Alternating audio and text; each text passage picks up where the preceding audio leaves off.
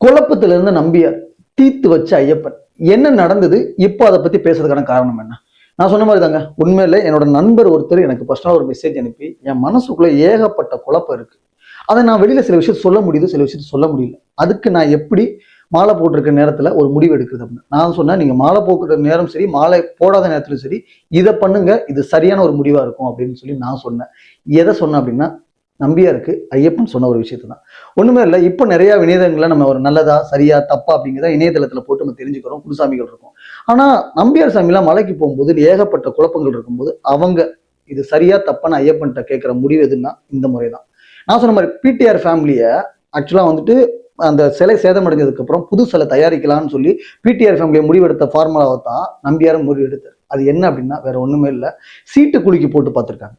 அதுக்கு என்ன எக்ஸாம்பிள்னா, நம்பியார் சாமி வந்து சினிமா துறையும் நாடகத்துறையும் வந்திருக்காரு.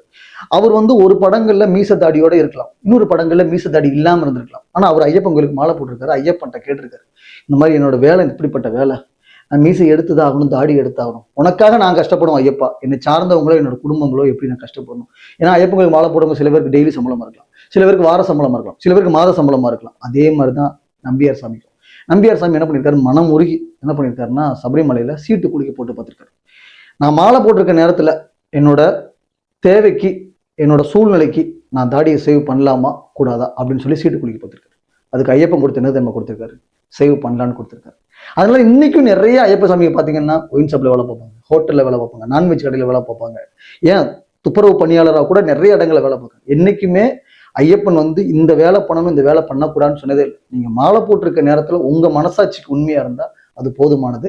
ரெண்டாவது வந்து முக்கியமா என்ன சொல்றது அப்படின்னா, அவர் மாலை போட்டிருக்க அந்த நேரங்கள்ல நான் அவர்கிட்ட என் ஃப்ரெண்ட்கிட்ட தான் சொன்னேன், மாலை போட்டிருக்க நேரத்துல மாலை போடாத நேரத்துலையும் சரி, நீங்க சரியோ தப்போ உங்க மனசுல ஒரு சஞ்சலம் ஏற்படுது அப்படின்னா அது சீட்டு குலுக்கி போட்டு பார்த்துருங்க. அந்த சீட்டு குலுக்கி போட்டு எது வருதோ அது ஐயப்பன் சொன்னதா ஏத்துக்கோங்க அப்படின்னு சொல்லி தான் நான் சொன்னேன்.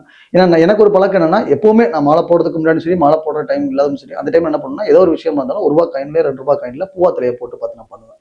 அதை நான் பண்றதுக்கு முன்னாடியே நம்பியார் சாமி பண்ண அந்த விஷயம் இருக்குல்ல, எனக்கு அது ரொம்ப யோசிக்கக்கூடிய ஒரு விஷயமா இருந்தது.